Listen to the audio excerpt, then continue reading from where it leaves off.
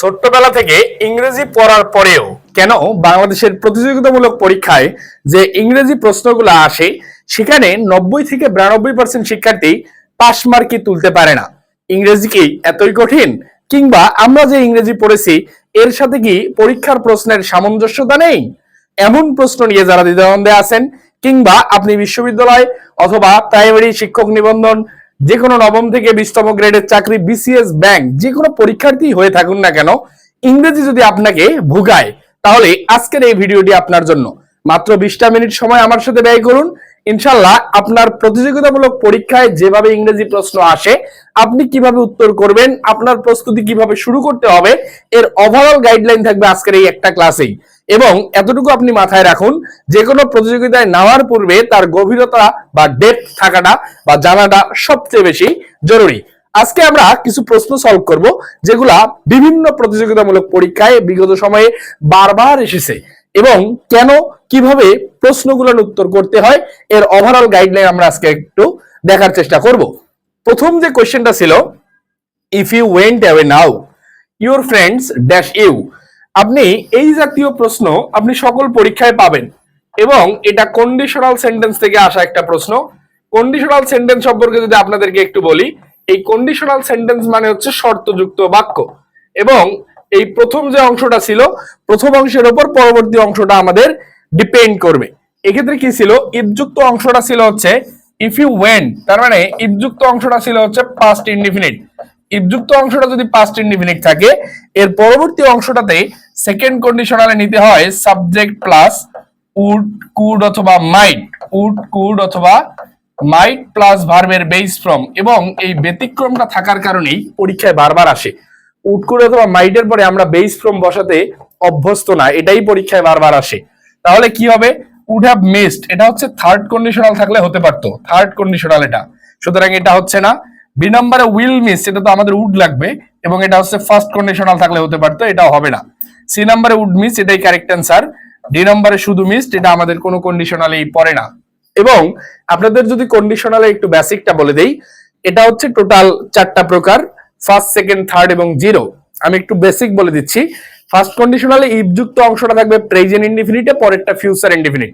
আমি যদি একটা এক্সাম্পল বলি, if you come I will go, যদি তুমি আসো তাহলে আমি যাব, তার মানে তোমার আসার উপরে আমার যাওয়াটা ডিপেন্ড করতেছে। সেকেন্ড কন্ডিশনাল হচ্ছে if you came I would go, এখানে ইফযুক্ত অংশটা থাকবে পাস্ট ইনডিফিনিট, এরপরে সাবজেক্ট প্লাস উড, কুড অথবা মাইট প্লাস ভার্বের বেস ফ্রম। থার্ডে হচ্ছে if you had come I would have gone. আপনি এক্সাম্পল মুখস্থ করে এটা একদম ক্লিয়ার করে ফেলতে পারেন। তাহলে কি হতে পারে, এখানে ইফযুক্ত অংশটা থাকবে পাস্ট পারফেক্টে, এরপরে সাবজেক্ট প্লাস উড, কুড অথবা মাইট প্লাস হ্যাভ প্লাস ভি3। এরপরে জিরো কন্ডিশনালটা, এটা আপনাদেরকে একটু লিখে দিচ্ছি এবং আপনি এই এক্সাম্পলটা একটু মুখস্থ করে ফেলবেন। ইফ ওয়াটার ইজ হিটেড, একটু খুব সুন্দরভাবে মুখস্থ করে ফেলবেন এবং বুঝে ফেলবেন। Okay, if water is heated at 100 degree Celsius it বয়েলস।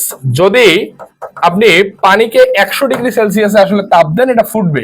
এখন এই জিরো কন্ডিশনালের ক্ষেত্রে যে কথাটা মাথায় রাখতে হবে, জিরো কন্ডিশনালে যে কথাটা মাথায় রাখতে হবে, এখানে ইফযুক্ত অংশটাও প্রেজেন্টে থাকবে, এর পরবর্তী অংশটাও আপনাকে প্রেজেন্টেই রাখতে হবে। এখানে কি বলছি, ইফযুক্ত অংশটাও প্রেজেন্টে থাকবে, এর পরবর্তী অংশটাও আপনাকে প্রেজেন্টে রাখতে হবে। ওয়াটার ইজ হিটেড, তার মানে এখানে সাবজেক্ট নিজে নিজে, পানি কখনোই নিজে নিজে তাপ নিতে পারে না, তাকে কেউ না কেউ তাপ দিবে। সুতরাং এই জাতীয় ক্ষেত্রে আপনাকে প্যাসিভে উত্তর করতে হবে। প্যাসিভে আপনার যে জিনিসটা মাথায় রাখতে হবে, প্যাসিভ করতে গেলে আপনার বি ভার্ব অথবা অক্সিলারি ভার্বের পরে আপনার মেইন ভার্বের পাস্ট পার্টিসিপল বসাতে হবে। প্যাসিভের স্ট্রাকচার মনে রাখবেন, বি ভার্ব অথবা অক্সিলারি ভার্বের পরে আপনার মেইন ভার্বের পাস্ট পার্টিসিপল বসাতে হবে। ওকে, তাহলে এখানে দেখেন, তাহলে এটা হচ্ছে প্রেজেন্ট ইনডিফিনিট টেন্সের প্যাসিভ। কোথায় ছিল, প্রেজেন্ট ইনডিফিনিট টেন্সে ছিল, প্রেজেন্ট ইনডিফিনিট। ওকে, এটা হচ্ছে প্রেজেন্ট ইনডিফিনিট টেন্সের প্যাসিভ। এখন এই পরবর্তী অংশটাও দেখেন প্রেজেন্ট ইনডিফিনিটই আছে। এই জাতীয় ক্ষেত্রে আপনার সায়েন্টিফিক্যালি প্রুভেন জিনিসগুলা পরীক্ষায় বেশি আসতে দেখা যায়। কন্ডিশনালের 4টা প্রকারভেদ দেখলাম। সেকেন্ড যে কোশ্চেনটা, I use my TV remote control to change channels, প্রশ্নটা দেখে অনেক বড় মনে হচ্ছে না? আপনি প্রাইমারি বলেন, শিক্ষক নিবন্ধন 11 থেকে 20তম গ্রেড, বাংলাদেশের বিসিএস, ব্যাংক জব, ঢাকা বিশ্ববিদ্যালয় ভর্তি পরীক্ষা, যে কোনো বিশ্ববিদ্যালয় ভর্তি পরীক্ষা, যে কোনো প্রতিযোগিতামূলক পরীক্ষা, সিনিয়র স্টাফ নার্স নিয়োগ পরীক্ষা, যে কোনো জায়গায় আপনার ইংরেজির বেসমেন্ট দুর্বল থাকলে আপনি কিন্তু ভাই পাস করতে পারবেন না। দেখেন পরের প্রশ্নটা কি ছিল, আই ইউজ মাই টিভি। এখানে আই হচ্ছে এই সেন্টেন্সের সাবজেক্ট, ইউজ হচ্ছে এখানকার ফাইনাইট ভার্ব। একটা জিনিস মাথায় রাখবেন, একটা ফাইনাইট ভার্ব থাকলে তার জন্য আপনাকে একটা সাবজেক্ট মাস্ট বি নিতেই হবে, কিন্তু পরবর্তী ভার্বটাকে আপনার সেক্ষেত্রে নন ফাইনাইট করতে হবে। পরবর্তী ভার্বটাকে আপনাকে সেক্ষেত্রে নন ফাইনাইট করতে হবে। এখন যেহেতু এখানে টু প্লাস ভার্বের বেস ফ্রম ছিল, আরেকটা কথা বলে দেই, সেটা হচ্ছে একটা সেন্টেন্সে প্রথম অংশ টু প্লাস ভার্বের বেস ফ্রম, কমার পরে টু প্লাস ভার্বের বেস ফ্রম, তাহলে এন্ড এর পরেও আপনাকে টু প্লাস ভার্বের বেস ফ্রমই নিতে হবে। ওকে, প্রথম অংশ ভার্বের সাথে আইএনজি, পরেরটাও আইএনজি, পরেরটাও আইএনজি নিতে হবে। প্রথমটা V3, পরেরটাও V3, লাস্টেরটাও আপনাকে V3 নিতে হবে। এ জাতীয় ক্ষেত্রে আপনার যে কথাটা মনে রাখতে হবে সেটা হচ্ছে প্যারালেলিজম, সেটা হচ্ছে প্যারালেলিজম। সহজ ভাষায় যদি আমি বলি, আগের গরু যে হালে গেছে আপনার পরবর্তী ক্লোজ বা পরবর্তী সিকোয়েন্সটা আপনাকে সেম হালতেই নিয়ে যেতে হবে।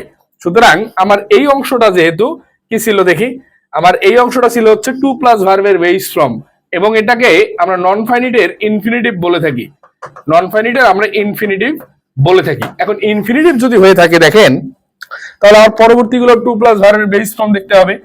টু প্লাস ভার্বের বেস ফ্রম কিন্তু এন্ড এর পরে আইএনজি, সুতরাং এই নাম্বারটা হবে না। টু প্লাস ভার্বের বেস ফ্রম, টু প্লাস ভার্বের বেস ফ্রম, এটাও টু প্লাস ভার্বের base form, B number correct answer. C নাম্বারে আইএনজি, এটা টু প্লাস ভার্বের বেস ফ্রম না, হচ্ছে না। এটা আইএনজি, এটাও আইএনজি, কিন্তু আমার তো প্রথমেরটা আইএনজি ছিল না, সুতরাং ডি নাম্বারটাও হচ্ছে না। আপনি এই জাতীয় প্রশ্নগুলোতে মাথায় রাখবেন, প্যারালেলিজমে সাবজেক্ট ফাইনাইট ভার্ব ঠিক রেখে পরবর্তী যে নন ফাইনাইট ভার্ব উপরে দেয়া থাকবে এই সিকোয়েন্সে কমার পরেরটাও নিতে হবে, এন্ড এর পরেরটাও নিতে হবে, এবং এখান থেকে আপনি প্রশ্ন পাবেন কমন, এতটুকু আপনি নিশ্চিত থাকেন। 3 নম্বর যে প্রশ্নটা ছিল, I will give a prize to dash will be first in due admission test. আপনার যে কোনো প্রতিযোগিতামূলক পরীক্ষায় সবচেয়ে কঠিন একটা প্রশ্ন ধরা হয় এই প্রশ্নটাকে, I will give a prize to dash will be first. দেখেন তো, হুএভার, হুম নাকি হুমেভার, একটু উত্তর করার চেষ্টা করবেন। এখন ফ্যাক্টরটা হচ্ছে, এই জাতীয় ক্ষেত্রে আমাদের বেশ কিছু ক্রাইটেরিয়া একটু শিখে ফেলতে হবে। প্রথমেই আমার ফাইনাইট ভার্ব সম্পর্কে একটু জানতে হবে, ফাইনাইট ভার্ব সম্পর্কে একটু জানতে হবে। আপনি আজকের এই ক্লাসটা করেন ভাই মনোযোগ দিয়ে, আপনার ইংরেজির একটা লেভেল তৈরি হয়ে যাবে ইনশাল্লাহ। ফাইনাইট ভার্ব জানতে হবে যেগুলো পরীক্ষায় লাগে। ফাইনাইট ভার্ব মনে রাখার ক্ষেত্রে আপনি যেটা মনে রাখবেন, V0, V1, V2। এই V0 তে হচ্ছে ভার্বের বেস ফ্রম, V1 এ হচ্ছে ভার্বের প্রেজেন্ট ফ্রম, আর V2 তে হচ্ছে ভার্বের পাস্ট ফ্রম। ওকে, এখন যদি বেস ফ্রম হয় তাহলে আমরা নিতে পারবো ডু, প্রেজেন্ট ফ্রম হলে ডু অথবা ডাজ, আর পাস্ট ফ্রম হলে ডিড। এখন আপনাদের মাঝে এখানে একটা কোশ্চেন আসতে পারে, প্রেজেন্ট ফর্মে ডু অথবা ডাজ আমরা কখন কোনটা নিব?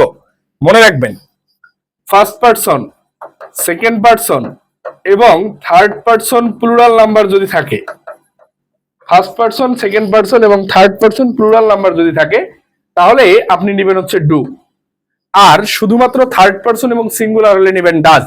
এখন আপনি আমাকে বলতে পারেন, ভাই আমি তো পারসনই চিনি না, তাহলে পারসন কাকে বলে পরীক্ষায় এটা আসবে না, আপনার আসবে এর ব্যবহার। আপনি যে কোনো কিছু গ্রামার শিখেন না কেন, আপনার কি কখনো বলে ভাই নাউন কাকে বলে লেখো, নাউনের কত প্রকার লেখেন, বলবে না।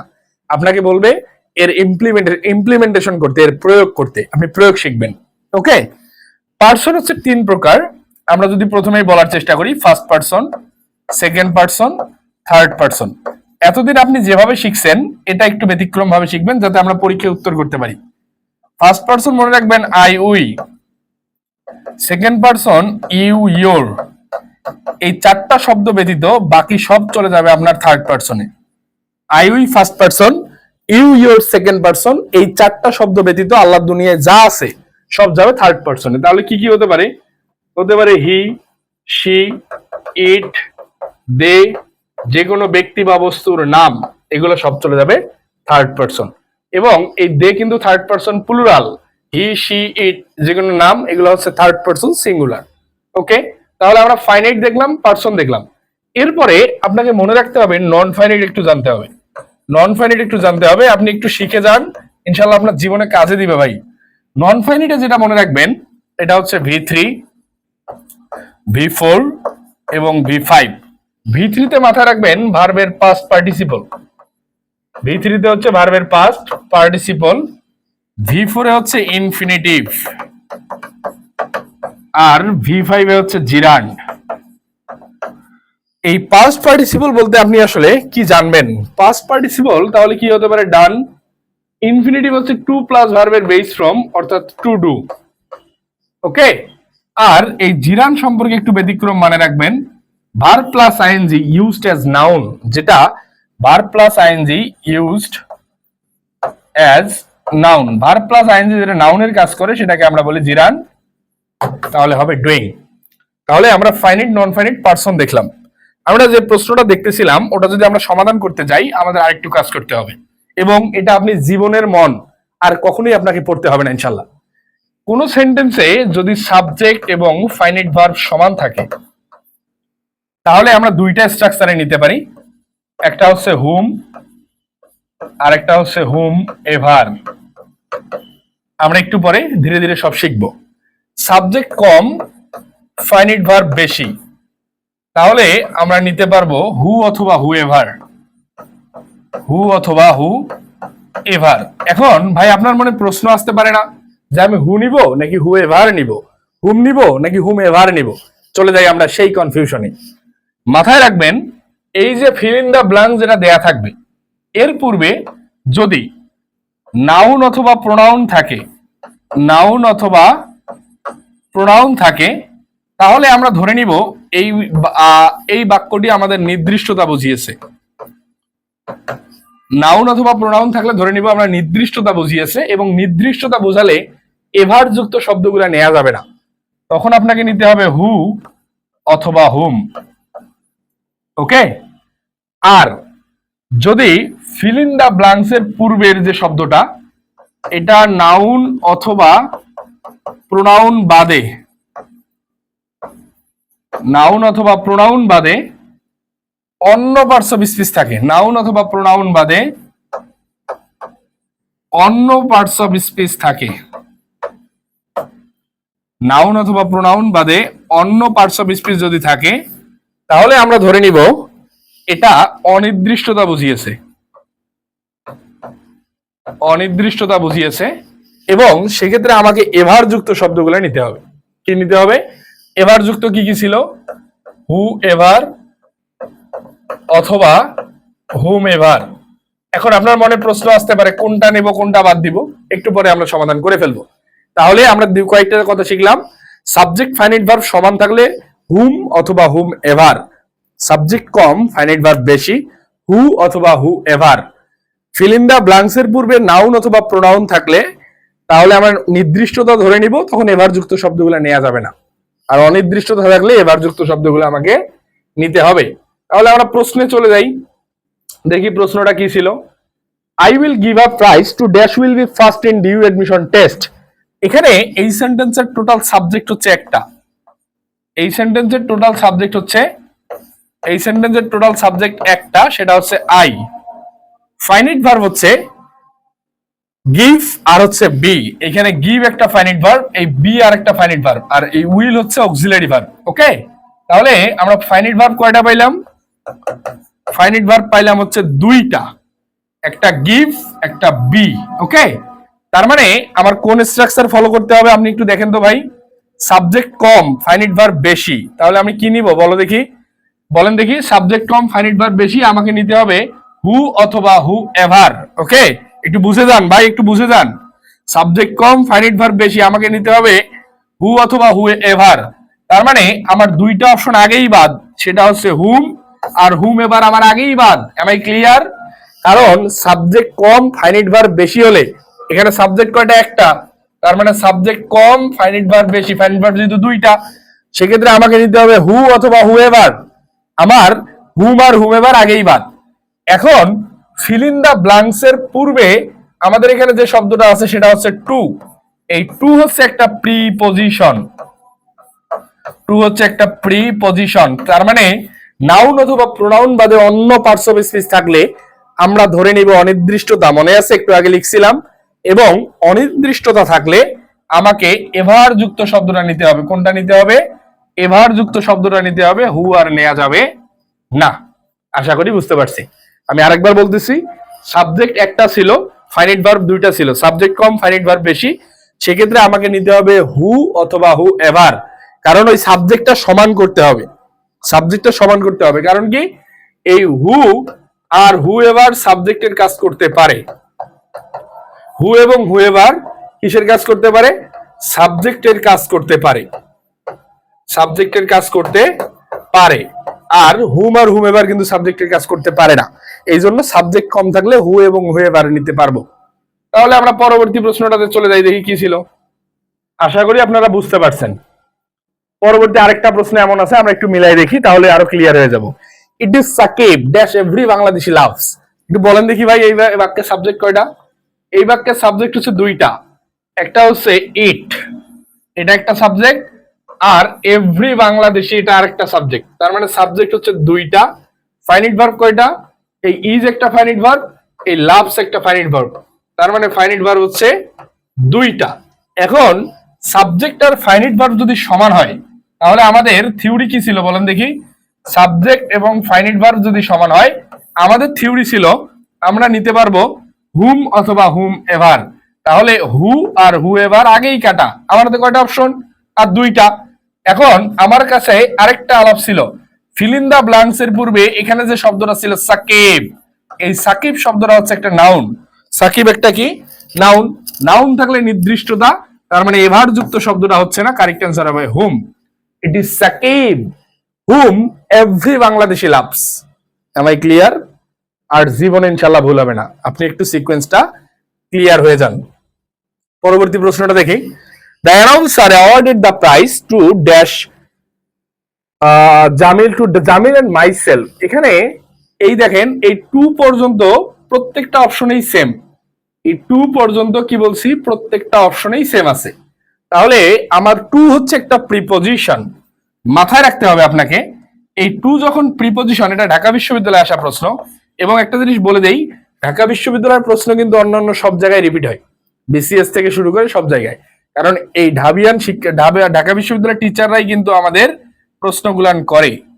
প্রিপজিশন, প্রিপজিশনের পরে আমাকে অবজেক্টিভ প্রোনাউন নিতে হবে, অবজেক্টিভ প্রোনাউন।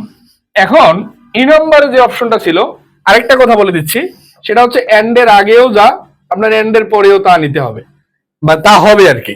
তাহলে এই মাইসেলফ হচ্ছে, আপনি মনে রাখবেন সেলফ অথবা সেলফ যুক্ত যে শব্দগুলা, সেলফ অথবা সেলফ যুক্ত যে শব্দ আপনি পান, এটা হচ্ছে রিফ্লেক্সিভ প্রোনাউন। কি প্রোনাউন? রিফ্লেক্সিভ। সুতরাং এখানে এ নাম্বার অপশনটাতে যে প্রোনাউনটা আছে সেটা হচ্ছে রিফ্লেক্সিভ, এই নাম্বারটা কেটে দিই। বি নাম্বারটা জামিল এন্ড মি, এটাই কারেক্ট অ্যান্সার, কারণ আমার এন্ড এর আগেও যা, এন্ড এর পরেও তা, সুতরাং এই জামিলও অবজেক্ট, মিও অবজেক্ট। জামিল এন্ড আই দুইটাই সাবজেক্ট, কেটে দেই। আই এন্ড জামিল দুইটাই সাবজেক্ট, কেটে দেই। ওকে, তাহলে আমরা এখান থেকে কি শিখলাম? প্রিপজিশনের পরে আমাকে অবজেক্টিভ প্রোনাউন নিতে হবে। কোন প্রোনাউন? Objective pronoun. এবং এন্ড এর আগেও যা, আপনাকে এন্ড এর পরেও ঠিক তাই নিতে হবে। Okay, as the waited Rahim argued against war, এটা 21তম বিসিএস এ আসা একটা প্রশ্ন। এক্ষেত্রে আপনি মাথায় রাখবেন, হোয়াইল যুক্ত যদি কোনো মানে বাক্য দেখেন, পরবর্তীতে আপনার আইএনজি মানে যুক্ত ভার্ব দেখতে হবে। হোয়াইল থাকলে আপনাকে পরবর্তীতে কি খুঁজতে হবে? পরবর্তীতে আপনার ভার্বের সাথে আইএনজি খুঁজতে হবে। কি খুঁজতে হবে? ভার্বের সাথে আইএনজি।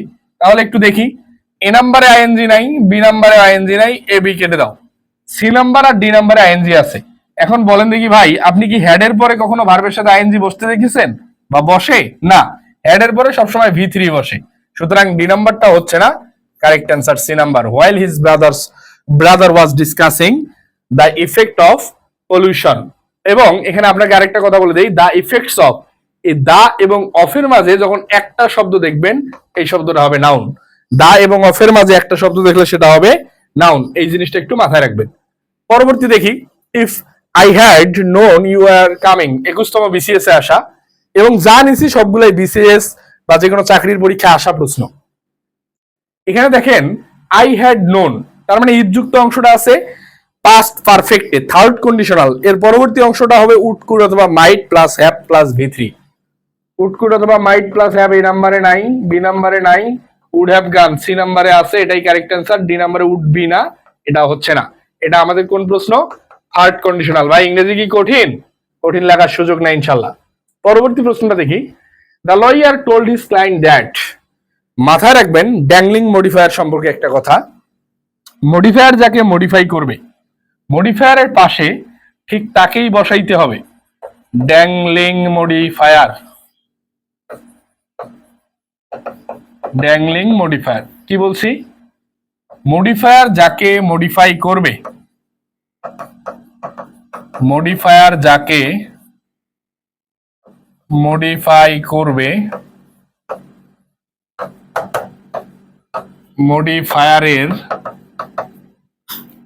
মডিফায়ার যাকে মডিফাই করবে, মডিফায়ারের পাশে ঠিক তাকেই বসাতে হবে, ঠিক তাকেই বসাতে হবে। আমাদের ইংলিশ আমাদের যে ফাউন্ডেশন কোর্সে ভর্তি চলছে বিগিনার টু মাস্টার, আপনার যে লেভেলই থাকুক, আপনার বেসমেন্ট থেকে আপনাকে মাস্টারি পর্যায়ে নিয়ে যাওয়া হবে। আপনি যা শিখবেন আপনি আরেকজনকে পড়াতে পারবেন ইনশাল্লাহ। আপনি একটু দেখে যান, ওকে? একটু সময়টা নষ্ট করেন আজকে আমার সাথে। দেখি কোন প্রশ্নটা ছিল। মডিফায়ার যাকে মডিফাই করবে, মডিফায়ারের পাশে ঠিক তাকেই বসাতে হবে। The lawyer told his client, অর্থাৎ লয়ার তার মক্কেলকে বলেছিল they had little chance of winning the case, তাদের এই কেসটা জেতার খুব ক্ষীণ সম্ভাবনা আছে। এখন কাদেরকে ভাই? লয়ার যখন তাদের মক্কেলকে বলেছে, এখন মক্কেলের পরিবর্তে দে বসানো যেতে পারে। দা কেস বসানো যাবে, ইট বসানো যাবে, দা কেস বসানো যাবে না। সুতরাং বি সি ডি কোনোটাই হচ্ছে না। এই আমরা কি বলছিলাম? মডিফায়ার যাকে মডিফাই করবে, মডিফায়ারের পাশে ঠিক তাকেই বসাতে হবে। সুতরাং এই ক্লায়েন্টের পরিবর্তে আপনি দেখে বসাইতে পারেন, এটাই correct answer. They had little chance of winning the case. Okay, lawyer তার মক্কেলকে বলেছিল আপনার এই কেস জেতার খুবই ক্ষীণ সম্ভাবনা আছে। লিটল মানে ক্ষীণ। ওকে, পরবর্তী প্রশ্নটা দেখি। No confusion of the grammatical subject occurs in. এই জাতীয় অপশন আমাদের থাকে মাঝে মাঝে। আপনার মানে কোন অপশনে কোনো গ্রামেটিক্যাল ভুল নাই। ইয়ং অ্যান্ড ইনএক্সপেরিয়েন্সড, আবার সেম কোয়েশ্চেন। যুবক এবং অনভিজ্ঞ। ইয়ং মানে যুবক, আর ইনএক্সপেরিয়েন্স মানে হচ্ছে অনভিজ্ঞ। অনভিজ্ঞ কে হতে পারে? দা টাস্ক হতে পারে না, দা সিমড হতে পারে না, আমি হতে পারি। যুবক এবং অনভিজ্ঞ কে হতে পারে? আমি হতে পারি। যুবক এবং অনভিজ্ঞ আমি হতে পারি, আমি। সুতরাং এই মডিফায়ার যাকে মডিফাই করছে, মডিফায়ারের পাশে ঠিক তাকেই বসাতে হবে। I thought the task easy. কঠিন লাগে ভাই?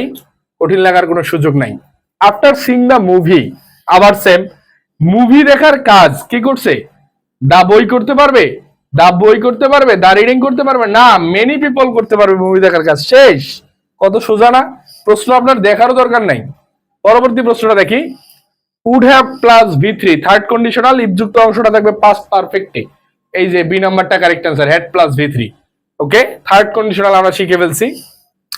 এই জাতীয় ইনডিরেক্ট স্পিচ বা ন্যারেশন পরীক্ষা আসলে অনেকক্ষণ আপনার মাথা ঘাটা লাগে না? 5 সেকেন্ড সময় লাগবে আপনার একটা উত্তর করতে। একটু দেখি। এবং আপনার এখানে কোন সাবজেক্ট কাকে যায় ধরবে, অবজেক্ট কাকে ধরবে, কাকে কি কোথায় বসাতে হবে, এত পেইনই নেওয়ার দরকার নেই। আপনার 99% সময়ে ন্যারেশন যদি পরীক্ষায় আসে, আপনি শুধুমাত্র টেন্সের পরিবর্তনে চলে যাবেন। এট ফার্স্ট টেন্সের পরিবর্তন, এক্ষেত্রে আপনার 99% কারেক্ট হবে। দেখি। My grandfather said I will have a glass of milk at night. Will have এর পরিবর্তে আমরা ইনডিরেক্টে করতে পারি হচ্ছে উড হ্যাভ। কি করবো? উইল হ্যাভ এর পরিবর্তে উড হ্যাভ। কোন কোন অপশনে উড হ্যাভ আছে দেখি। এ নাম্বার যে অপশনটা ছিল, will have, can have, might have, D number. তাহলে এ বি ডি সবই কাটা, correct answer C number, would have. আর কিছু দেখার দরকার নাই ভাই। আপনি পরীক্ষায় উত্তর করতে গেছেন, খুব অল্প সময় আপনাকে উত্তর করা শিখতে হবে এবং আপনাকে চান্স পেতে হবে, আপনার চাকরিটা পাইতে হবে, এরপরে আপনি গ্রামার বিধান। এখন এরকম প্রশ্ন উত্তর করতে গেলে আপনার বেসমেন্ট ক্লিয়ার করতে হবে। তাদের জন্যই আমাদের English foundation course from beginner two master. Eid উপলক্ষে আমাদের বিশেষ অফারে ভর্তি চলছে, খুব দ্রুত এনরোল করে ফেলেন। পরবর্তী প্রশ্নটা দেখি। For my self I choose the cheapest dish on the menu dash. মাথায় রাখতে হবে এন্ড এর আগেও যা এন্ড এর পরেও আপনাকে ঠিক তাই নিতে হবে। এই কথাটা আমরা আগেই বলছি। এখানে আই হচ্ছে সাবজেক্ট, চুজ হচ্ছে V2 বা যেটাকে আমরা ফাইনাইট ভার্ব বলতে পারি। তাহলে এন্ড এর পরেও সাবজেক্ট প্লাস V2 লাগবে, ফাইনাইট ভার্ব লাগবে। এ নাম্বার অপশনে এন্ড এর পরে সাবজেক্ট নাই, এ নাম্বারটা কেটে দেই। বি নাম্বারে এন্ডও নাই, সাবজেক্টও নাই। সি নাম্বারে অ্যান্ড দ্যাট ওয়াজ হতে পারে, ডি নাম্বারে that was mutton chop, D নাম্বারে অ্যান্ড নাই। এখন আপনাকে অ্যান্ড কেন নিতে হবে? অ্যান্ড এই কারণেই নিতে হবে, এটা দুইটা ক্লোজের ক্লোজ লিঙ্কার্স হিসেবে কাজ করে, দুইটা ক্লোজকে লিঙ্ক করবে, দুইটা ক্লোজকে কি করবে? লিঙ্ক করবে বা অ্যাডজাস্ট করবে। For myself I choose the cheapest dish on the menu and that was a mutton chop. C নাম্বারটা কারেক্ট অ্যান্সার। ওকে, কারণ আপনার যেহেতু এখানে কোনো প্রকার কমা দেয়া নাই, ওকে, যেহেতু এখানে কোনো প্রকার কমা দেয়া নাই, তার মানে আপনাকে এন্ড দিয়ে পরবর্তী ক্লোজটা স্টার্ট করতে হবে। যদি কমা দেয়া থাকতো তাহলে আপনি এন্ড ছাড়াও করতে পারতেন, যেহেতু কমা দেয়া নাই আপনি কিভাবে শুরু করবেন? For myself I choose the cheapest dish on the menu that was mutton chop. হইল না তো ব্যাপারটা, আপনাকে এন্ড দিতে হবে আইদার, অথবা আপনাকে কি দিতে হবে? কমা দিতে হবে, যেহেতু কমা নাই আপনাকে এন্ড কারেক্ট অ্যান্সার নিতে হবে। পরবর্তী প্রশ্নটা ছিল how many times dash you been abroad, তুমি কতবার বাইরে বা বিদেশে গিয়েছিলে? হাউ মেনি টাইমস, এখানে একটা জিনিস আপনাকে আরেকটু শিখাই দেই, যদি কোনো প্রশ্নের আপনি অপশন টেস্ট করতে পারেন তাহলে আপনার 90% কাজ কমে যাবে। অপশন টেস্ট বলতে আমি কি বুঝাইছি দেখেন, ডিড, হ্যাড, ওয়ার, এই তিনটায় পাস্ট টেন্সে ব্যবহৃত হয়, তিনটায় পাস্ট টেন্স। একই বাক মানে উত্তরে যদি দুইটা তিনটা অপশন সেম হয়, ওই তিনটা আগেই বাদ, আরেকটা হবে correct answer. How many times dash you been abroad, এখানে এক্ষেত্রে আমাদের এই কতবার, এক্ষেত্রে আমাদের প্রেজেন্ট পারফেক্ট টেন্স নিয়ে আসতে হবে, প্রেজেন্ট পারফেক্ট। এখন প্রেজেন্ট পারফেক্ট যদি হয় তাহলে কি হবে উত্তর দেখি। How many times dash you, you হচ্ছে সেকেন্ড পারসন, প্রেজেন্ট পারফেক্টে কি হয়? হ্যাভ অথবা হ্যাজ প্লাস ভি3। এখন ইউ এর সাথে হ্যাজ বসে না, ইউ এর সাথে বসবে হচ্ছে have. How many times have you been abroad. পরবর্তী প্রশ্নটা কি ছিল? How does junk food differ from fast food, এই জাতীয় প্রশ্ন আপনি পাবেনই, এবং এটা একটু লিখে নেন। সেটা হচ্ছে কোন সেন্টেন্সের যদি প্রথম ওয়ার্ডটা ডাব্লিউএইচ ওয়ার্ড দিয়ে শুরু হয়, এরপরে বসবে অক্সিলারি ভার্ব, এরপরে বসবে সাবজেক্ট, এরপরে বসবে মেইন ভার্ব, এরপরে এক্সটেনশন থাকতেও পারে নাও থাকতে পারে, কিন্তু লাস্টে একটা প্রশ্নবোধক চিহ্ন থাকতেই হবে। ডাব্লিউএইচ ওয়ার্ড দ্বারা স্ট্রাকচার শুরু হলে WH word plus auxiliary verb plus subject plus main verb, extension না থাকলেও লাস্টে প্রশ্নবোধক কিন্তু 100% দিতে হবে। How WH word does auxiliary verb, junk food হচ্ছে সাবজেক্ট, তার মানে আমার ফিল ইন দ্য ব্ল্যাঙ্কস লাগবে মেইন ভার্ব। এ নাম্বার অপশনে ডিফারেন্ট শব্দটা হচ্ছে অ্যাডজেক্টিভ, এটা কেটে দাও। বি নাম্বারে ডিফার ভার্ব, সি নাম্বারে ডিফারেন্স শব্দটা হচ্ছে নাউন। সুতরাং আমাদের এখানে নাউন যে অপশনটা এটাও হচ্ছে না, আমাদের বি নাম্বারটা কারেক্ট অ্যান্সার। ডি নাম্বারের ডিফার আমাদের অর্থের সাথে সামঞ্জস্যপূর্ণ না, তাহলে কারেক্ট অ্যান্সার হবে how does junk food differ from fast food. Okay, B number correct answer. স্ট্রাকচারটা মনে রাখবেন, ভুল করা যাবে না। She was selected dash from 400 competitors, মাথায় রাখবেন বিটুইন যদি কোনো সেন্টেন্সে থাকে, এই বিটুইন হচ্ছে দুইয়ের মধ্যে তুলনা বোঝাবে, দুইজন, আর এমন হচ্ছে দুইয়ের অধিক, 2 প্লাস, দুইয়ের অধিক, 400 কম্পিটিটরস এর কথা বলা হয়েছে, সুতরাং কারেক্ট অ্যান্সার হবে among. She was selected from among 400 competitors. Okay, পরবর্তী প্রশ্নটা, ফর এবং সিন্সের ব্যবহার ভাই সারা জীবন পড়ছি না আমি, আজকে যা পড়াবো এর বাইরে আর জীবনে কিছু পড়বেন না ইনশাল্লাহ। ফরের পরে মাথায় রাখবেন নাম্বার প্লাস টাইম বসাতে হয়, ফরের পরে বসবে নাম্বার প্লাস টাইম, আর সিন্সের পরে ডিরেক্ট টাইম, সিন্সের পরে হচ্ছে ডিরেক্ট টাইম। তাহলে একটু দেখি আমাদের এখানে কি ছিল, ফরের পরে নাম্বার প্লাস টাইম, সিন্সের পরে ডিরেক্ট টাইম, ফরের পরে আমাদের কি বসানোর কথা দেখি একটু, ড্যাশ দ্য লাস্ট 5 ইয়ার্স, এখানে 5 হচ্ছে নাম্বার, ইয়ার্স হচ্ছে টাইম, সুতরাং এখানে কারেক্ট অ্যান্সার হবে for. She has been the principal of the school for the last 5 years. আমি দুইটা এক্সাম্পল যদি একটু লিখে দেই আপনারা আরেকটু ক্লিয়ার হয়ে যাবেন, বুঝে যাবেন। যদি বলি Rahim has been reading for 5 hours, আরেকটা এক্সাম্পল যদি লিখি বলি Rahim has been reading, Rahim has been reading since morning, Rahim has been reading for 5 hours, আরেকটা হচ্ছে Rahim has been reading since morning. এই যে ফরের পরে নাম্বার, 5 আওয়ার্স হচ্ছে টাইম, সিন্সের পরে দেখেন ডিরেক্ট টাইম, সিন্সের পরে কি ডিরেক্ট টাইম, ফরের পরে নাম্বার প্লাস টাইম, সিন্সের পরে ডিরেক্ট টাইম। এই কথাটা মনে রাখলে আপনি পারবেন ইনশাল্লাহ। চুজ দ্য কারেক্ট অ্যাডভার্ব, মাথায় রাখবেন যদি কোনো শব্দের শেষে অ্যাডজেক্টিভের সাথে যদি আমরা এলওয়াই যুক্ত করি সেটা হয় অ্যাডভার্ব। নাউনের সাথে এলওয়াই যুক্ত করলে সেটা হয় অ্যাডজেক্টিভ। নাউনের সাথে এলওয়াই যুক্ত করলে সেটা হয় অ্যাডজেক্টিভ। অ্যাডজেক্টিভের সাথে এলওয়াই যুক্ত করলে সেটা হয় অ্যাডভার্ব। আর নাউনের সাথে এল যুক্ত করলে সেটাও হয় অ্যাডজেক্টিভ। কিন্তু ব্যতিক্রম হচ্ছে যদি ভার্বের সাথে আপনি এল যুক্ত করেন সেটা কিন্তু হয়ে যাবে নাউন। ওকে, এখানে বি নাম্বার অপশনে যে শব্দটা ছিল প্রেটি, এটা অ্যাডজেক্টিভ। প্রেটি যখন অ্যাডজেক্টিভ, এর সাথে এল ওয়াই যুক্ত করে প্রেটিলি হয়ে গেছে অ্যাডভার্ব। ওকে, প্রেটিফাই সি নাম্বার এটা ভার্ব, আর প্রেটিয়ার এটা হচ্ছে নাউন। আশা করি বুঝতে পারছি। ওকে, এর পরবর্তী প্রশ্নটা দেখি আমরা কোথায় ছিলাম। পরবর্তীতে আমরা কোথায় ছিলাম দেখে চলে যাই। What is the antonym of ancient? Vocabulary থেকে আপনার যে কোনো প্রতিযোগিতামূলক পরীক্ষায় প্রশ্ন থাকবে, এক্ষেত্রে ডেপথ অফ নলেজ বৃদ্ধি করার কোনো বিকল্প নাই। এনসিয়েন্ট শব্দটা মানে হচ্ছে প্রাচীন। এ নাম্বার অপশনে এটার কি চাইছে? অ্যান্টোনিম মানে বিপরীত। এ নাম্বার অপশনে যেটা ছিল সেটা হচ্ছে কন্টেম্পোরারি শব্দটা মানে হচ্ছে সমসাময়িক। তাহলে ভাই যেটা সমসাময়িক সেটা কি প্রাচীন হতে পারে? এটা বিপরীত, এটাই কারেক্ট অ্যান্সার। বি নাম্বারে আর্কেইক মানে হচ্ছে প্রাচীন বা পুরাতন। পুরাতন ধরেন পুরান, আর্কেইক। সি নাম্বার অপশনে যেটা ছিল হিস্টোরিক মানে হচ্ছে ঐতিহাসিক। এখন ঐতিহাসিক যে জিনিসটা হয় সেটা তো অবশ্যই পুরাতন হইতেই হবে, এটা হচ্ছে না। আর এন্টিকুয়েটেড মানে হচ্ছে সেকেলে। সুতরাং বি সি ডি কোনোটাই হচ্ছে না, কারেক্ট অ্যান্সার এই নাম্বার। এন্টিকুয়েটেড এটা আমাদের কোথায় দেখলাম? এন্টিকুয়েটেড মানে বলছি সেকেলে। সেকেলে বলতে আমরা এক সময় দেখি নাই সিটিসেল মোবাইল খুব চলতো মার্কেটে, এখন আছে না, এটা হচ্ছে ব্যাকডেটেড হয়ে গেছে। তাহলে এনসিয়েন্ট হচ্ছে প্রাচীন, এর বিপরীত শব্দ হচ্ছে কন্টেম্পোরারি, যেটাকে আমরা বলবো সমসাময়িক। এটাই কারেক্ট অ্যান্সার। পরবর্তী প্রশ্নটা দেখি। এনিমোসিটি শব্দটা মানে হচ্ছে শত্রুতা। এনিমোসিটি শব্দটা মানে শত্রুতা। হারমোনি মানে মতের মিল, আপনার সাথে আমার মতের মিল থাকলে ঝগড়া লাগবে না। এনমিটি মানে শত্রুতা, এটাই কারেক্ট অ্যান্সার। সেরেনিটি শব্দটা মানে হচ্ছে শান্ত প্রকৃতির, এটাও হবে না। এমিটি মানে বন্ধুত্ব, এটাও হবে না। Correct answer B number, enmity.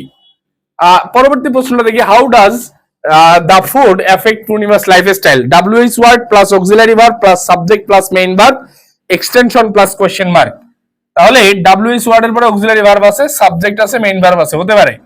WH ওয়ার্ডের পরে অক্সিলারি ভার্ব নাই, বি নাম্বারে কেটে দেই। ডাব্লিউএইচ ওয়ার্ডের পরে অক্সিলারি ভার্ব আছে, সাবজেক্ট আছে, মেইন ভার্ব আছে, হতে পারে। ডাব্লিউএইচ ওয়ার্ডের পরে অক্সিলারি ভার্ব, সাবজেক্ট, এটা এই যে ইফেক্ট যে শব্দটা এটা হচ্ছে ভার্ব না, এটা নাউন। এটা নাউন, এটা এজন্য ডি নাম্বারটাও কাটা।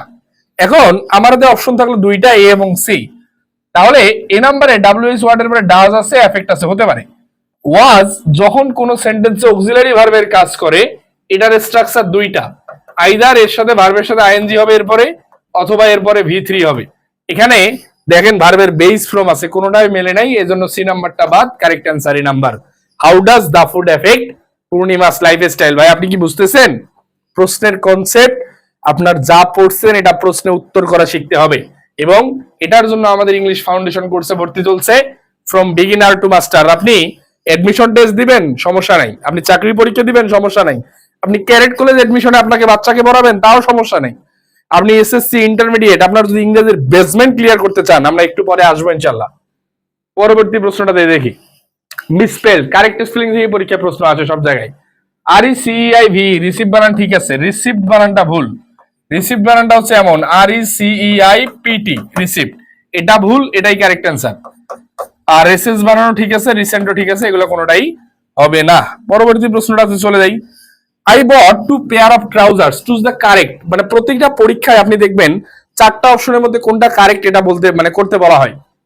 I bought 2 pair of trousers, trousers plural, তাহলে এই 2 এর পরে পেয়ার হবে কেন ভাই? তাহলে তো 2 এর পরে পেয়ারস হইতো, সুতরাং এই নাম্বারটা কেটে দাও। Can you give me some advises?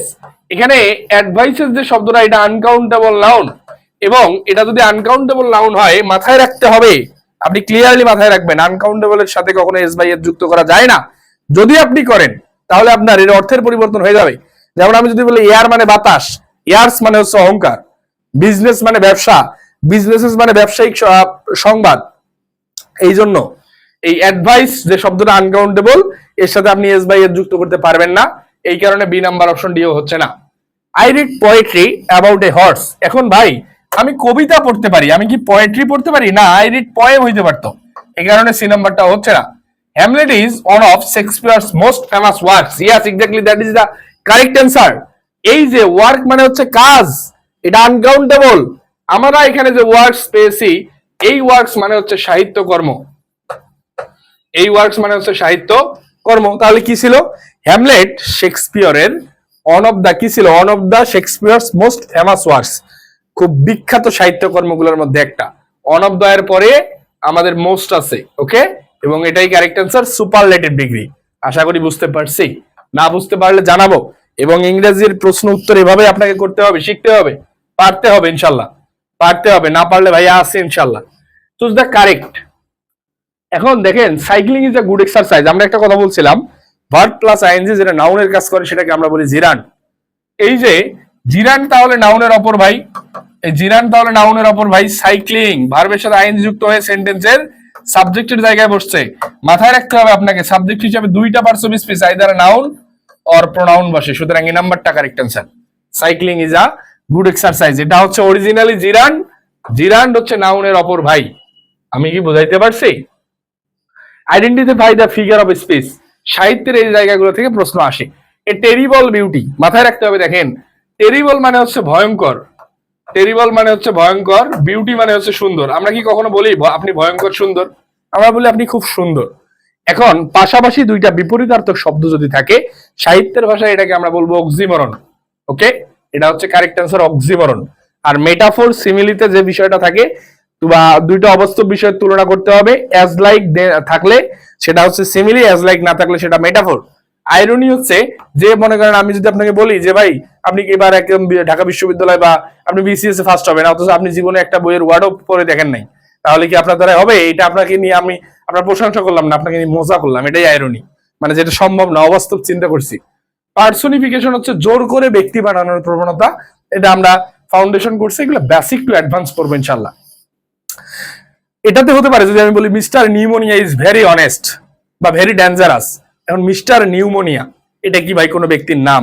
But জোর করে আমরা সাবজেক্টের জায়গায় বসাইছি এবং শুরুতে দিছি মিস্টার নিউমোনিয়া।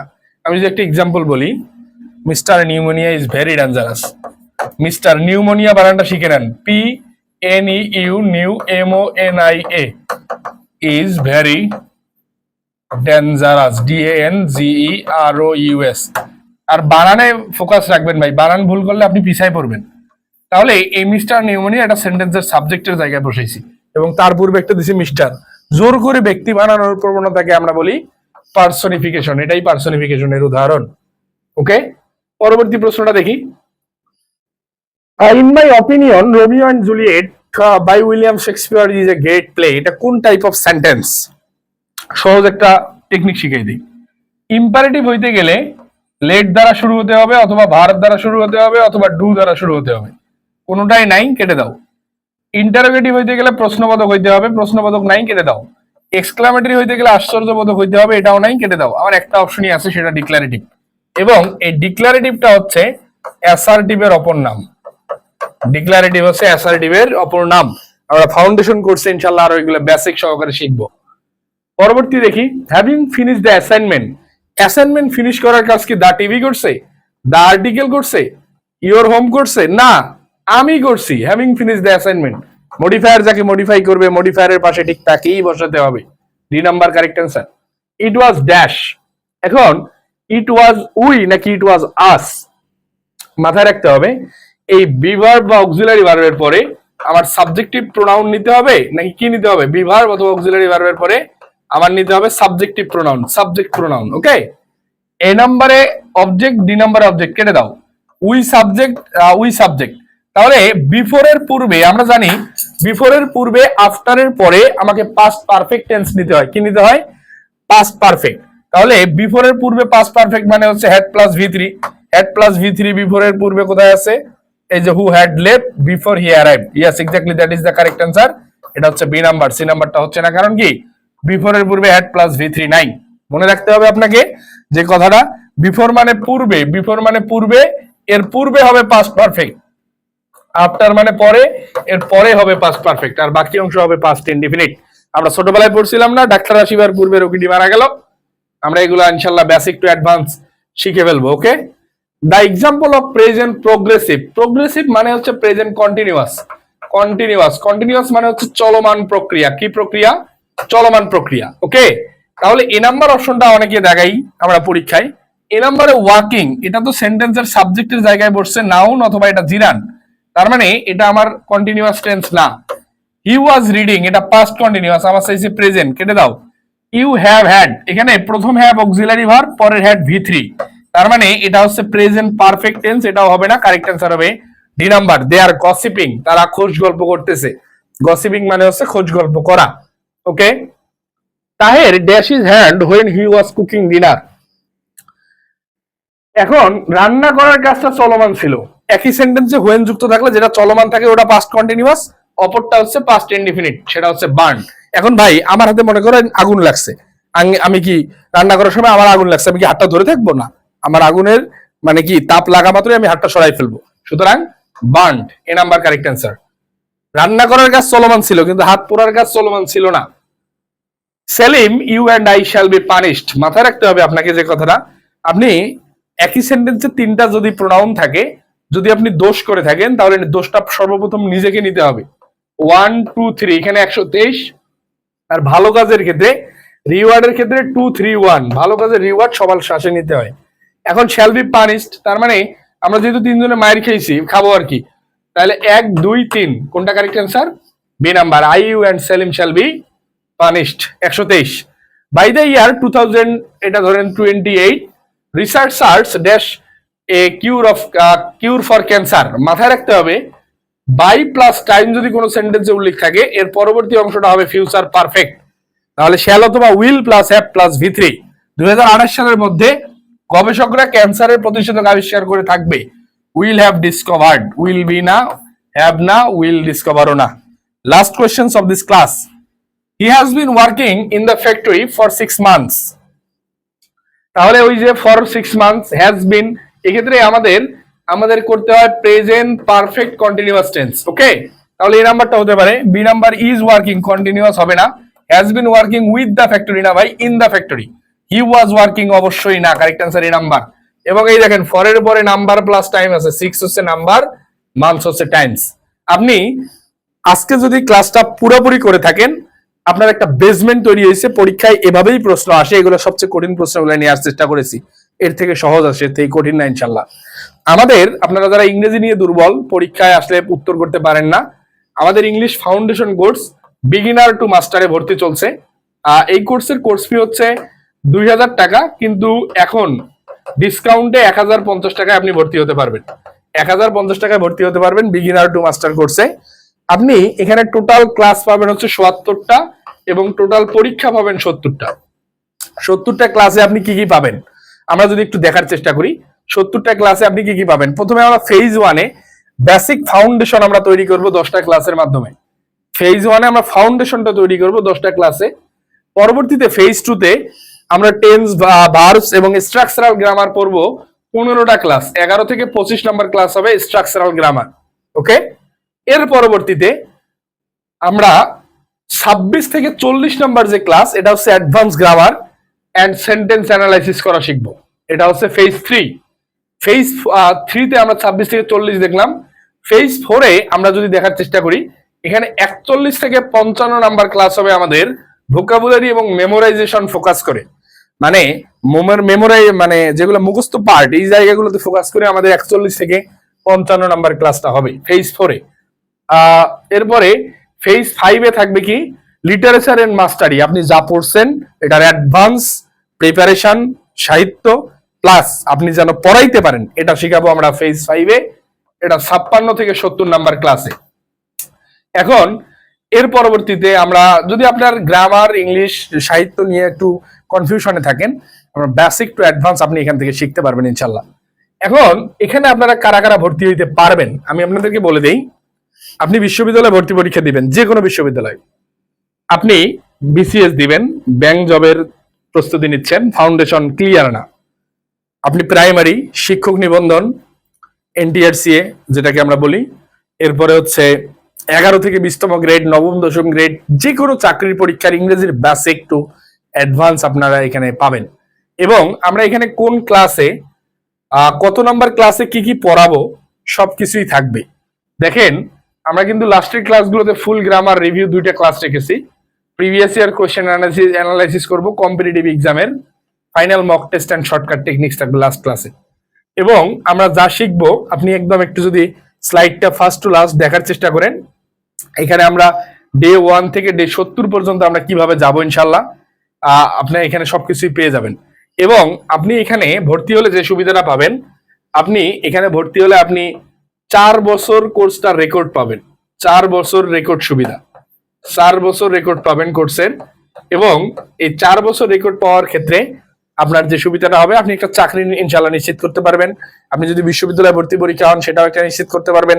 ক্যাডেট কলেজ যারা পরীক্ষা দিবেন, মানে আপনার যদি কোনো ছোট ভাই ব্রাদার, আপনার বাচ্চা কাচ্চা ক্যাডেট কলেজ পরীক্ষা দেয়, তাদের কিন্তু ইংরেজির খুব একটা অ্যাডভান্স প্রস্তুতি লাগে, ইনশাল্লাহ তারাও নিতে পারবে এখানে। 4 বছর রেকর্ড সুবিধা পাবেন। এবং এই কোর্সে ভর্তি হওয়ার জন্য আপনারা যে কাজটা করতে পারেন, 0193407965 এটা আমার হোয়াটসঅ্যাপ নাম্বার। এই নাম্বারে আমাদের বিকাশ, নগদ, রকেট সবই আছে। 1050 টাকা সেন্ড মানি করে, যেহেতু এখন ডিসকাউন্ট চলছে, আপনার এই ডিসকাউন্টটা লুফে নেওয়া দরকার। ঈদের আগে এই ডিসকাউন্ট আমরা অফ করে দিব, ঈদ পর্যন্ত আর কি এই ডিসকাউন্ট থাকবে, ঈদ অফার। এই ঈদ অফারে আপনি ভর্তি হইতে পারবেন মাত্র 1050 টাকা দিয়ে। ঈদ অফারে 1050 টাকা দিয়ে আপনি মাত্র 1050-এ ভর্তি হতে পারবেন। যোগাযোগের উপায় হচ্ছে 0193407965 এই নাম্বারে। আপনারা যারা লাস্ট মুহূর্ত পর্যন্ত ক্লাসটা দেখছেন, আমি বিশ্বাস করি আপনারা ভালো করবেন, কারণ আপনাদের ধৈর্য সহকারে এতক্ষণ ছিলেন। এবং ক্লাসটি কেমন লেগেছে, যদি ভালো লেগে থাকে আপনার বন্ধু বান্ধবদের কাছে মেনশন শেয়ার করতে বলবেন না। আপনার একটা মন্তব্য আমি দেখতে চাই, এটা আপনার বড় ভাই বলেন, ছোট ভাই বলেন, বন্ধু বলেন, যাই বলেন, আপনার যদি ক্লাসে একটা হলে উপকার আপনি পেয়ে থাকেন, আমরা একটা মন্তব্য দেখতে চাই। প্রতিযোগিতামূলক পরীক্ষায় যেভাবে প্রশ্ন উত্তর করতে হয় আমরা এই ইংলিশ ফাউন্ডেশন কোর্সে ইনশাল্লাহ শিখে ফেলবো। এবং আমি আপনাকে এতটুকু কথা দিচ্ছি, বিগিনার টু মাস্টার পর্যায়ে আপনার প্রিপারেশন হবে। এবং আপনাদেরকে আরেকটা কথা বলি, আপনারা যারা প্রাইমারি স্কুল অথবা হাই স্কুলে শিক্ষকতা করেন ইংরেজি বিষয়ে, হয়তো বা মনে হয় যে নিজেকে আরেকটু আপগ্রেড করা দরকার, তাদের জন্য এই কোর্সটা খুবই কার্যকরী হবে। যে কোনো গ্রামের মানে কলেজে আপনি শিক্ষকতা করতে পারেন, কোনো সমস্যা নেই। আপনি ভালো শিখবেন ইনশাল্লাহ, আপনি বেস্ট আউটপুট নিয়ে যেতে পারবেন। আমাদের English foundation course from beginner two master এই জার্নি শুরু হতে যাচ্ছে। আজকের এই ক্লাসটা জাস্ট আপনাদেরকে একটা ডেমো দেখালাম। এবং এর শুরু থেকে যখন আমরা 70 নম্বর ক্লাস পর্যন্ত আগাবো, আপনি বুঝতেছেন আপনার অবস্থাটা কই যাবে। সুতরাং লেট না করে দ্রুত ভর্তি হয়ে যান। ঈদ পর্যন্ত আমাদের 1050 টাকায় ভর্তি চলবে। ভর্তি হয়ে যান দ্রুত। দেখা হবে ক্লাসে, দেখা হবে আমাদের পেইড ব্যাচের ক্লাসে। আল্লাহ হাফিজ, আসসালামু আলাইকুম।